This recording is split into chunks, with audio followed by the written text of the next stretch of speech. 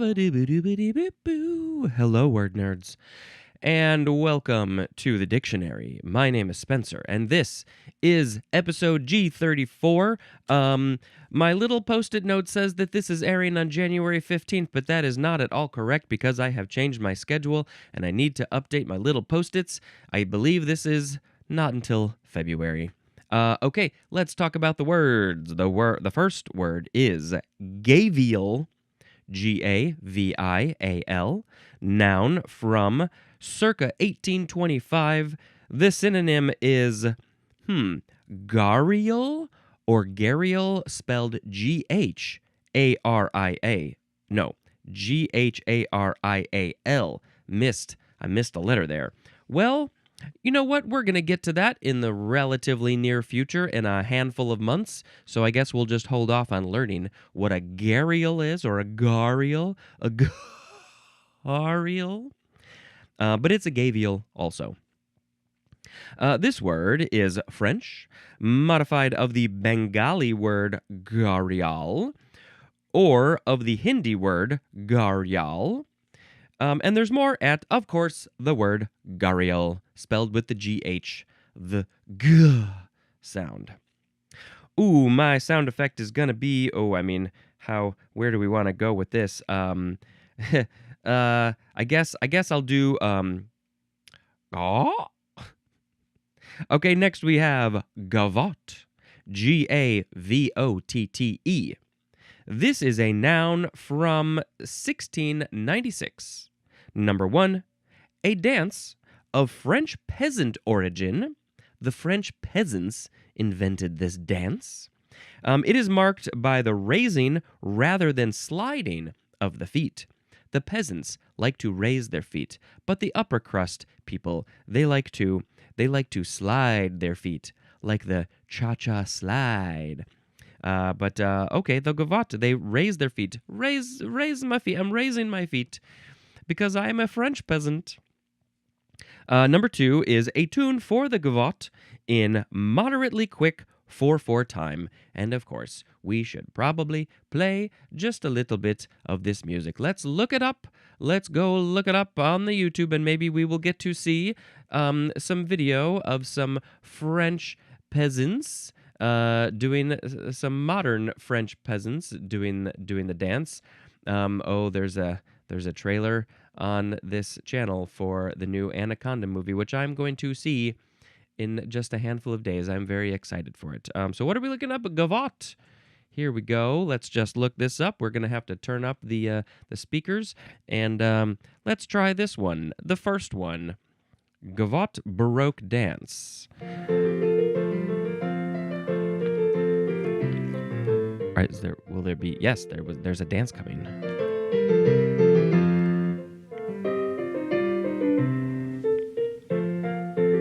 There's a man and 3 women, and they're definitely raising their feet. There's no sliding involved whatsoever. Lots of raising. Very nice music, and let's fade that out gradually. Yes, there's lots of kind of hopping around. I mean, these people are not dressed like French peasants. They look. I mean, I don't know what the French peasants were wearing in the 1600s. But yes, they look dressed very nicely. But maybe French peasants were dressed very nicely back then. It's all relative. Okay, so let's see. Anything interesting? This is from the Old Occitan gavato, which is from gavotte, which is an alpine dweller. So somebody living in the Alps, maybe the French Alps. And they maybe they were like, we are the French peasants who are living in the Alps, and we will invent this dance named after ourselves. Ah! Next we have Gawain, or Gawain, or Gawain. 3 different ways. It is spelled capital G-A-W-A-I-N. Gawain, noun from the 14th century. It is a knight of the Round Table and nephew of King Arthur. And not all that long ago, we had Galahad, That's what we had. We had Galahad. That's what we had. And I want to see, was he also a nephew of King Arthur? Well, let's see. Galahad. Here's Galahad. Knight of the Round Table, who successfully seeks the Holy Grail, one who doesn't say that he was related to King Arthur whatsoever, so maybe he wasn't. I think the book would have said if he was. But Gawain is the nephew of King Arthur, and I don't know what he did. Maybe he didn't find the Holy Grail. Okay, next is it's the word gawk. G-A-W-K, gawk. First form, noun, from 1757. It is a clumsy, stupid person, and the synonym is lout. You're being such a gawk. Because you're clumsy and stupid. When you're just bumping into things all over the place. Well, I would definitely say that I can be a bit of a gawk because recently in the last, 2 weeks, I have spilled probably 3 drinks at tables. At least 2. I feel like there might have been a third one in there too. There probably was. Yes, so I definitely gawked it. This word is, interesting. It is probably from the English dialect word gawk, spelled the same, which means left-handed? I'm trying to think of, have I ever heard of the word gawk used to describe left-handed? Well, I think that, was it Yes, gauche. I think it was is that the French for left? Yes, the French for left is gauche. So maybe somehow it got mispronounced into English. Gawk, left-handed. And if you're left-handed, of course, you're going to be very clumsy. That fits with me. I'm left-handed, and I obviously can be very clumsy. Although I think I knocked things over with my right hand. What does that say? What does that mean? Gawk. Now we have the second form of gawk, which is an intransitive verb from 1785. It is to gape or stare stupidly. Gawker is a noun. This is perhaps an alternative of the obsolete word gaw, G-A-W, which means to stare, so they just added a k sound at the end of it. Gawk. That is the one that I am familiar with. I don't think I am familiar with gawk as a stupid, clumsy person, although I definitely should be calling myself a gawk now. But yes, why are you gawking at me? That's the action that I'm aware of. Staring. Gape or stare stupidly. So you're like, I'm so confused. I'm so befuddled by this thing that I'm looking at. I am gawking at it, and maybe my mouth is like, what? Wow. Amazing. I'm shocked. Okay. That's it, just to stare. Really, that's where it comes from. Staring. I'm going to gawk at you. I think people don't really like it when you gawk at them. Most people probably don't care for that. And maybe you are making the sound when you gawk.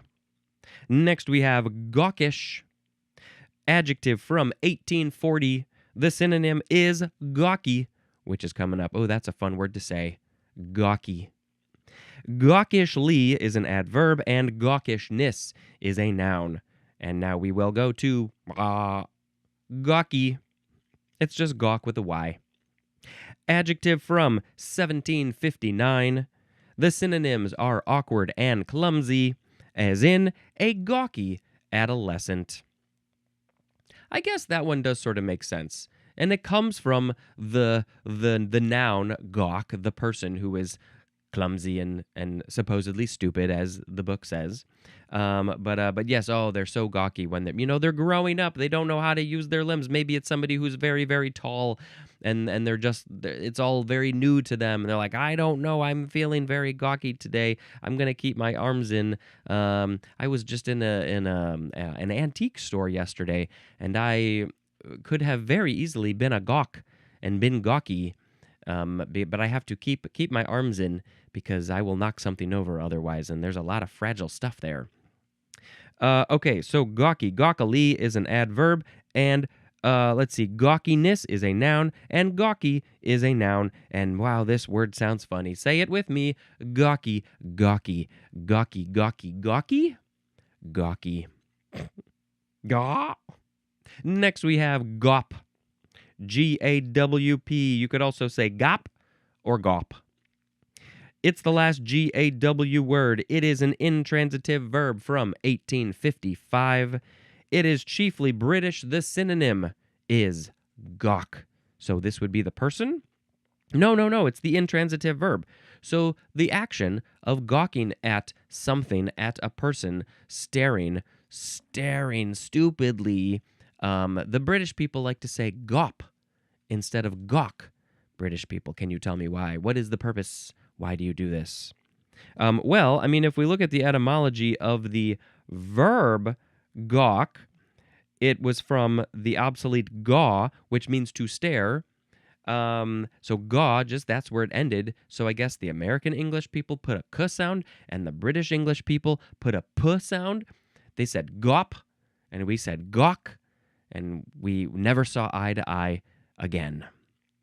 So specifically, gawp etymology, it is a little different though. What I said I thought made a whole lot of sense, but this is a little different. It's from the English dialect gawp, which means to yawn, or gape. And so when you are gawking or gawping, you are like, your mouth is agape, and you're like, what? I'm yawning and gaping. I'm gawping. So theirs maybe makes more sense. And then there's a little bit more, but that's about it. Gawper, that is a noun. Do you British people use this word? Do you use it for the same way that we use gawk? Gawking stupidly, gawping stupidly. Okay, now let's move on to the G-A-Y section, and you know what word that starts off the section with gaw. It's the word gay. Oh, people have opinions about this word. Now, I have put a call out. At the time of recording, I had done this maybe a couple of months ago, but this episode has been pushed back, so I will need to do more call-outs. I called out for people to send me audio, video of what their opinions are of this word. And I've gotten one response from a fantastic human.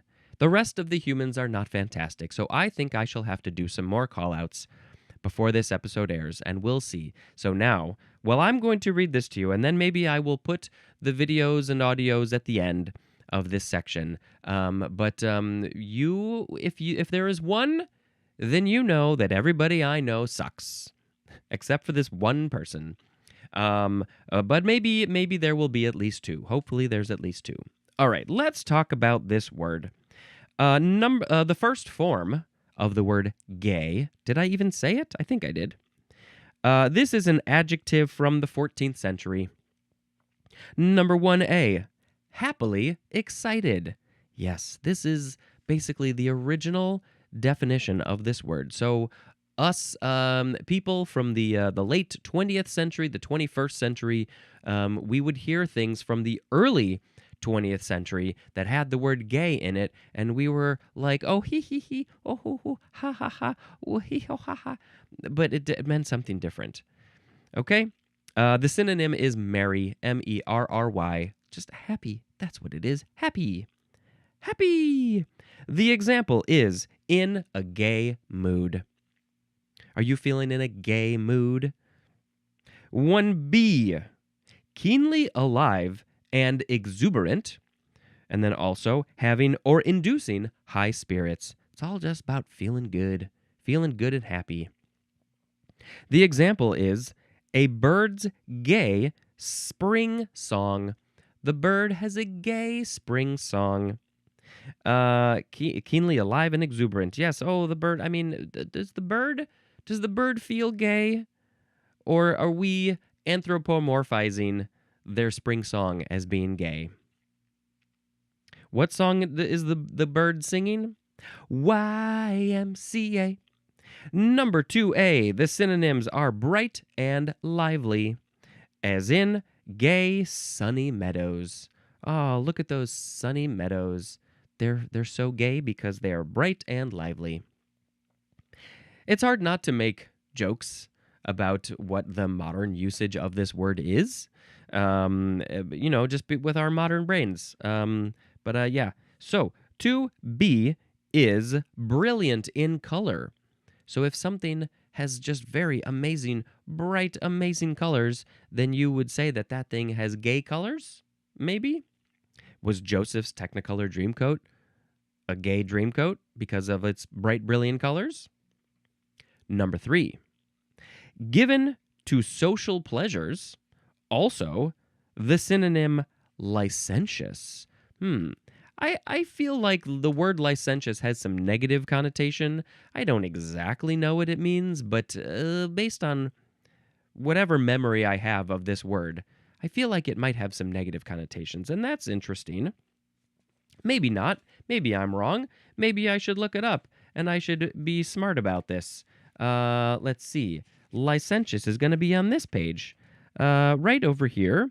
Yes, right there. Lacking legal or moral restraints. Disregarding sexual restraints.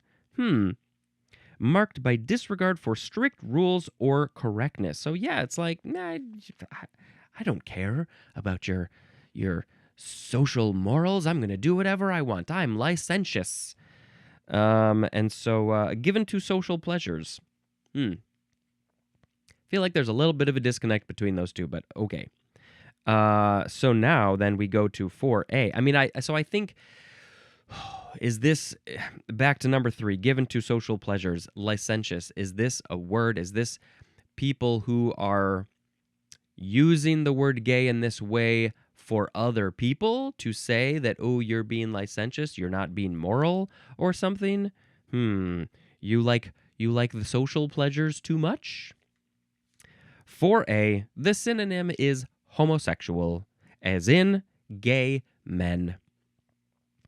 It's interesting that we have the word gay for just homosexual in general, but we then have a different word for homosexual women, lesbian, of course, but then we use the same word gay for homosexual men.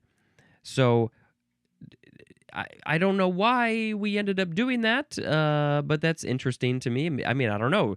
Do the gay men, do the homosexual men want a different word for themselves? The lesbians got a whole new word. When that comes from Lesbos, I think. Was that one of the Greek islands or something? So gay men out there, do you want a new word for yourself? Use gay for all the homosexual people, and then have your own word, or do you like the word gay? What are your opinions on the word gay? This is open to the public, all 25 or 50 of you who check out this podcast. If you have opinions on this word, because this is a big word in society and culture, at least here in America, you can send me audio, whatever you want, and email, and I'll put it in a future episode. It's going to be a while before I get it in an episode, but I will try. Okay, now we are moving on to 4B, which is of relating to or used by homosexuals. What is it? What do the homosexuals use that is described as gay? And of course, it must be gay because it's used by the homosexuals. The examples are, here we go, the gay rights movement. Something that we are shockingly still fighting for. Also, a gay bar. And I just heard, 2 days ago, that the first gay bar in an American airport will be opening in Chicago's O'Hare Airport, my hub airport. I'm very proud of Chicago and O'Hare for being the first American airport to have a gay bar. I think that's fantastic. And that place is going to be crazy. A synonyms, for more synonym information, see the word lively. Gay is also an adverb, and gayness is a noun. So, the etymology of this word is not what I would have expected. Let's see. Anglo-French gay, which is G-A-I, of Germanic origin, akin to the Old High German gahi, which means quick and sudden. It says nothing to do about happiness, being excited, merry, alive, exuberant, nothing like that. Just quick and sudden. That's where the word gay comes from. Okay, very interesting. Well, now we got to move on to the second form of gay. This is a noun from 1953. The synonym is homosexual. Same as before, but this is the noun, and that one was the adjective. But especially, very specifically, a homosexual male. It calls out men, male specifically. So I guess I'll play some videos in a second, but I have to just my personal thoughts and feelings about this. I mean, first of all, I am 100% an ally. I am not queer. I am not gay. I am not bisexual. I am none of those things. But I feel like I am a part of this world because I love the people so much. These are some of the best people out there. And just to call it out, I think that a lot of people probably think that I am gay based on my mannerisms, what I do, what I say, how I do things, whatever. And it's not true, but it doesn't matter because I am a full supporter of that world, and I will fight for their rights to party forever. The gay rights movement is right there in the book, and it is very important. Okay, so hey, let's play one video or more videos. Or actually, I think it's just audio for this one. Here we go. Gay, as in festive, as in don we now our gay apparel. Or gay, as in don, take off your apparel, 'cause you're gay. Although I guess that makes me gay. Yay! Gay. Gawk. Now we have, a fantastic word. It's gaydar. This is a noun from 1982, a relatively modern word. It is slang, and it is the ability to recognize homosexuals through observation or intuition. And this is a fascinating thing. I have loved hearing people say, "Oh, my gaydar is going off. That person must be gay for whatever reason," and or "Oh, my gaydar was not working. My gaydar malfunctioned because I thought that they were gay, but they are not gay." So yes, it's a very, very fun combination of the words gay and radar. Radar. It's like you've got a satellite dish spinning around in your head, beep, beep, beep, and then when it goes by a gay person, it goes beep, beep, beep, beep, beep, beep, beep. What sound does the gaydar make? What sound does your gaydar make? Please send me an audio or something of what does your gaydar sound like when it's going off near a gay person. Let's have some fun with this. All right, next, we have gaiety or gaily, Gayety, or the other word is Gayly, and these are variations of gaiety and gaily, spelled Gaiety and Gaily. There we go. The Gay section is over. The very short gay section. And now we shall move on to the pretty short but longer Gaz section. We are starting with gaz, I guess. Can you hear my stomach rumbling? Ooh, I think I need some food. I got a banana here somewhere. Gaz, it's an abbreviation for gazette. Gazette, that's coming up soon. Next is gazania. Gazania or gazania, Gazania. Noun from 1813. Any of a genus, gazania, of South African composite herbs often cultivated for their brightly colored flowers. And let's look up a picture of this gazania. Oh boy, that's a fun word. We're going crazy with our gazanias.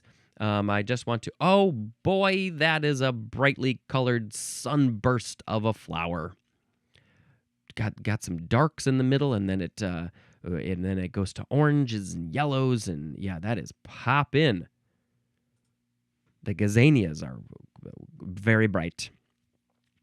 Okay, so this word is from Theodorus Gaza, or I don't know how to, it's just literally just Gaza, Gaza. They were a Greek scholar who died in 1478. So, I don't know, maybe they traveled to South Africa and they found these, they found these plants and they got to name them after themselves. Although they weren't named until 1813. So maybe somebody else was like, I'm going to name this after a Greek scholar who lived a few hundred years ago. There's a story there. There's got to be a story. Wah! Next we have gazar. It's like well, that's totally different. Gazar, Gazar, noun from 1967. It is a silk organza. What is an organza? Is it like an organism? A silk organza. What is this? Well, I'll tell you what it is. It's a gazar. I don't know. The origin is unknown, so we don't know where it came from. We don't know, never heard of this word before, and we don't know what a silk organza is. Me and all of me's. Organza. Okay, moving on to gaze. First form intransitive verb from the 14th century. To fix the eyes in a steady, intent look, often with eagerness or studious attention. Like, I'm so eager to be looking at this thing. I'm eager for this thing to interact back with me, maybe. Studious attention. I'm watching. I'm studying. Ooh, what is that piano player doing with their fingers? I'm studying what their fingers are doing. And so I'm gazing. Gazer is a noun, and there's no etymology other than it is Middle English. Blah! Now we have the second form of gaze, which is a noun from 1566. It is a fixed intent look. So when you are gazing, you have a gaze. Just staring and studying.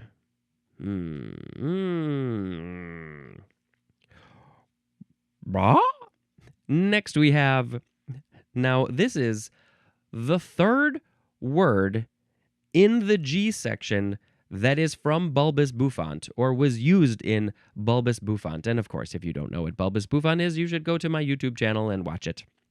I did not write it, but I did the animation. So this is the word gazebo. Oh, such a good word. I mean, come on. Let's say it backwards. Wobizag. Gazebo. So we had gabardine, and we had galosh or galoshes, and now we have gazebo. So fascinating that there are at least 3 GA words in Bulbus Bouffant. Gazebo is a noun from 1752. Number 1, the synonym is belvedere, which I do not remember what that is at all. I mean, of course, I know Mr. Belvedere. We go way back, me and Mr. Belvedere. Belvedere. What is it?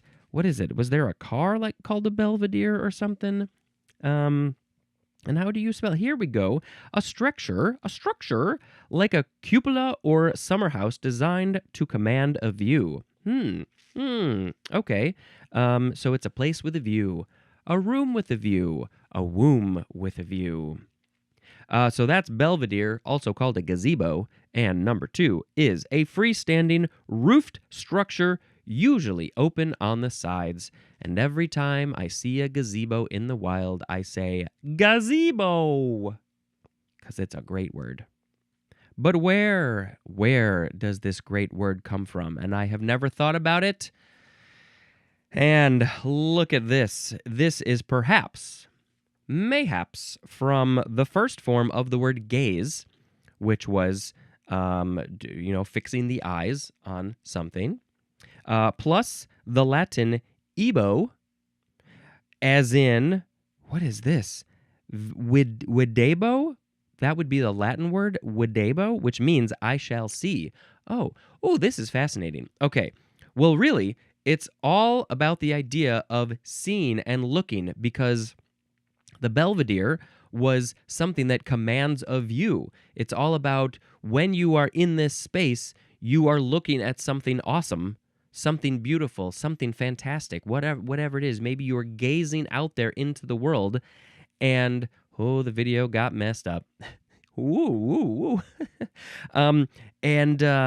So it's like double. The two parts of the word are both about seeing and looking.